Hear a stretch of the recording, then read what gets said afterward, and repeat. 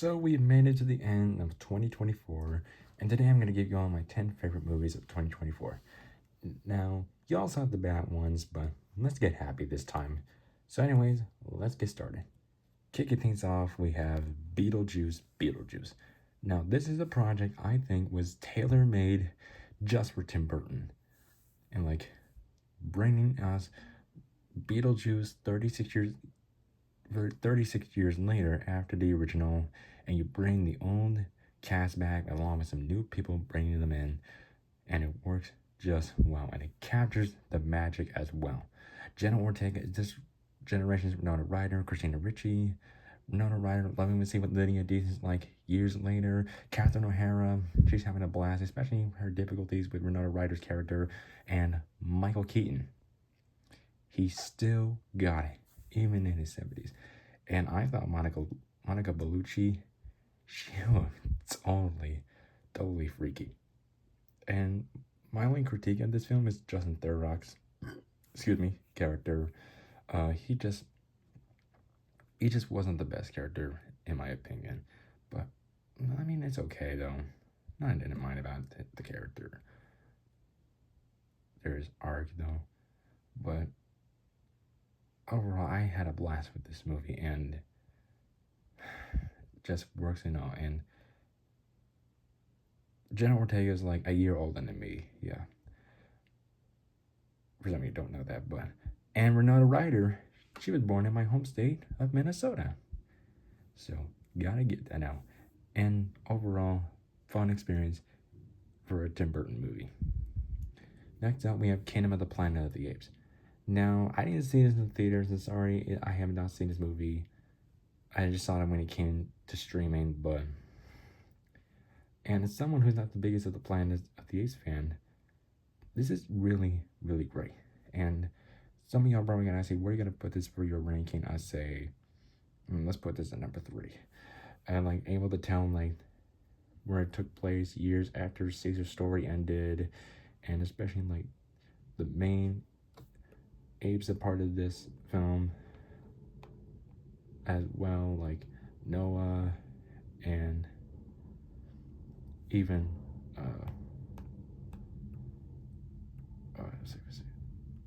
Ma, years are the main focus, especially with the human woman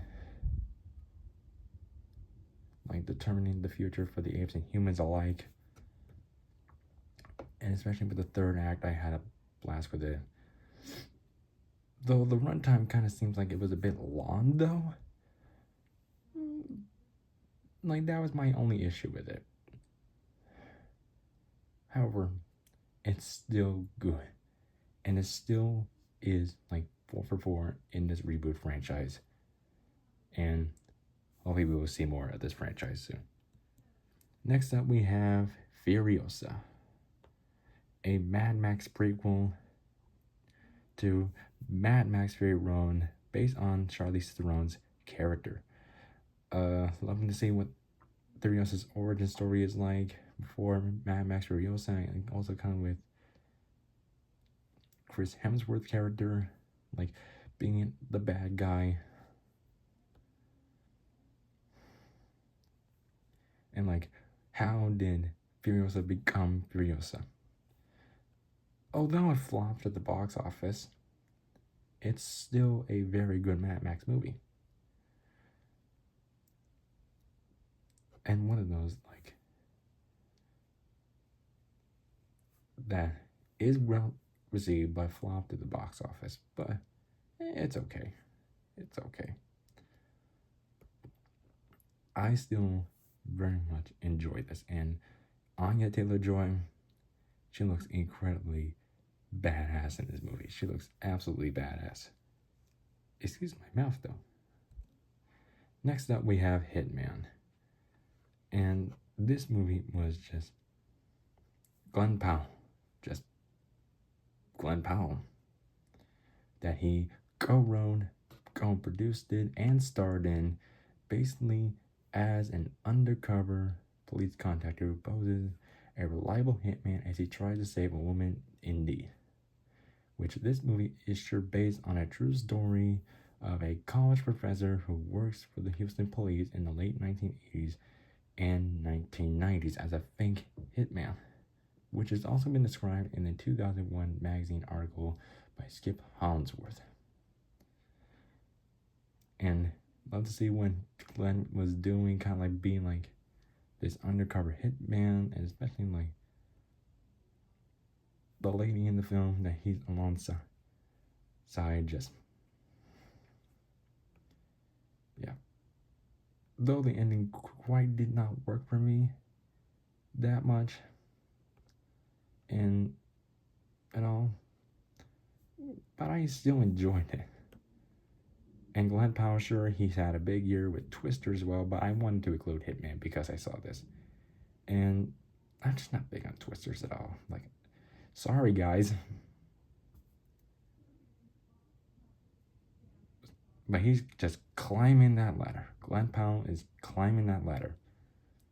Would you all might have seen him in Top Gun Maverick, Anyone But You, and yeah, he's just climbing that ladder.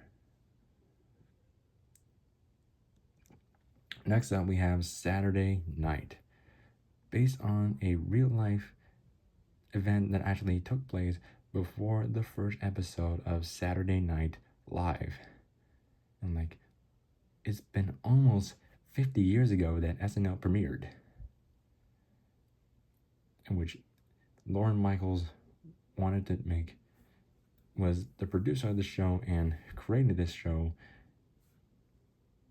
However, he had a bit of a trouble going on behind the scenes, like before the show started, and some of them wanted him to see him fail. However, they managed to pull it off just before the show has begun. And SNL has been one of those shows that has been going on for many, many years. And I've always watched SNL, and it's funny, and sometimes it can make you laugh, it can make you cry, but most importantly, it's one of those shows that has been into controversy before, but it's one of the longest running shows and one of the longest comedy shows of all time. And I was able to like, and it kind of had my interest in it because, you know, it has like what was it like before it all began, before their first episode. It can be chaotic in a way, it could be funny, but still, it was one of those movies that especially can be so crazy. Next up, we have Inside Out 2. And it was a movie that just gave Pixar all of their money, attention. It is clearly now the highest grossing film of animated right now of all time. And is right now, like, achieved its box office record for Pixar. Anxiety is kind of like the standout here. And she's kind of like trying to, like,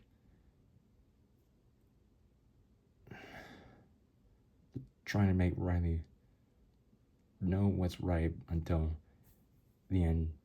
Anxiety knowing what she did was wrong. And like, it also captures the emotions in a way, and like, the way, and it also does have the heartfelt story in there. And to give her in person, y'all, like, I have anxiety problems throughout the times. And mostly because, you know, I'm in college sometimes, and sometimes we get nervous before big events, or sometimes we get nervous about everything, or the anxieties we do get scared about in life. So, yeah, this was an example of having anxiety. And it does have that heartfelt story in there. And we all has that. And it's really, really heartfelt to me, and even understood me in a way. So in many ways, that got a little bit hard, no? But anyways, next up we have Deadpool and Wolverine. And boy, did it deliver. Hugh Jackman hasn't had the claws in years. ears. Ryan Reynolds and Hugh Jackman can be fun together and they can be laughed out loud, funny, and their chemistry can also seem in a way be just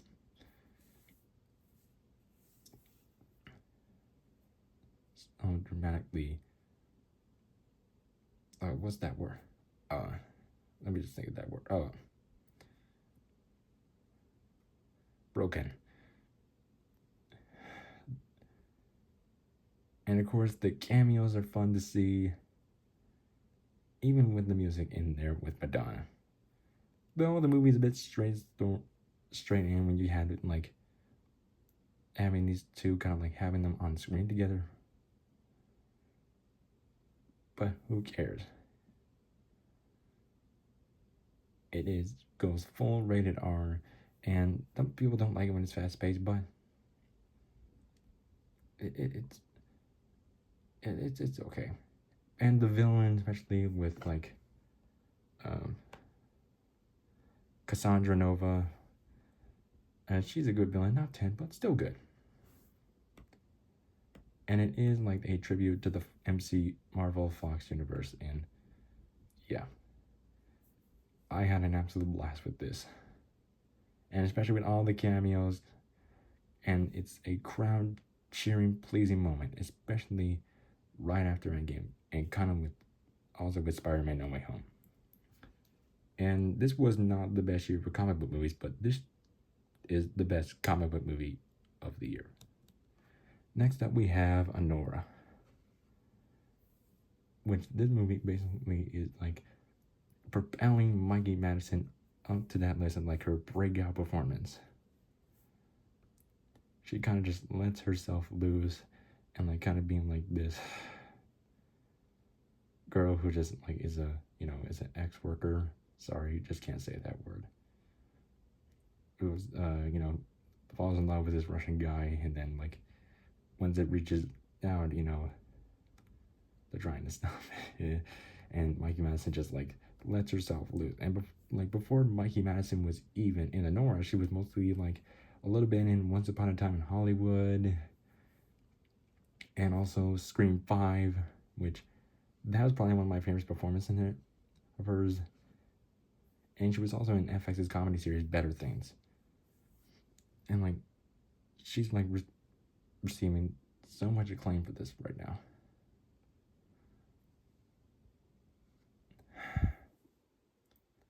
It's so crazy in a way. And even when I saw this, I was like, this is laugh out loud. So dramatic.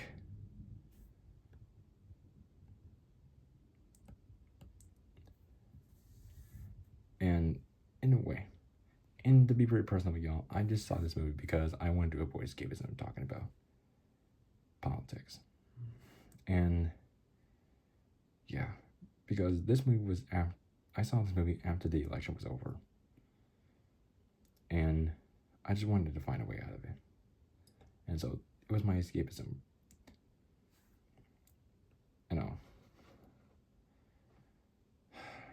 And so yeah, that's why I only saw this movie, because a way out of it. A way out of the politics world.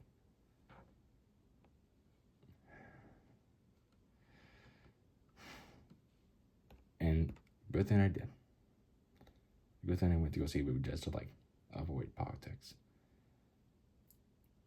Anyways, back on track. Anyways, I think maybe Mikey Madison will get an Oscar, but who knows? Who knows? Who knows? We'll see when it comes to the award season. Number 2, Wicked. And this is our runner-up, and this is based on the musical Broadway play, and boy, it was so wickedly great. Ariana Grande is fantastic as Glinda, and Cynthia Erivo, she's like the standout in this film as Elphaba. The music's great, and it's honestly just fantastic. And some people are criticizing the runtime, but I don't care about the criticism. because I actually enjoyed all of it. I enjoyed what the film like is, and like Ariana Grande's talent and especially like the chemistry between Linda and Althaba. It's fun. They're having such a good time together. And this is only just the first one, so can't wait to check out part 2 next year. But easily in first place has to go to Dune Part 2. And this is another example of a sequel that is better than the original, where it just starts things off after part 1 and like gives Paul Atreides and like able to fight back. Timothée Chalamet, he's like excellent, and yeah, makes me speechless after seeing it. Zendaya, she's no other words. No other words to describe it. Just honestly fantastic though. And Austin Butler, like, wow, Austin Butler is just, yeah, no other word. I just don't need no other words to describe this. And like, this is guaranteed the best film of the year. And yeah, I just don't need any other words to say. Just utterly the best film of the year, if not the best film of the year. And yeah, and especially when you have Javier Bardem, Josh Brolin,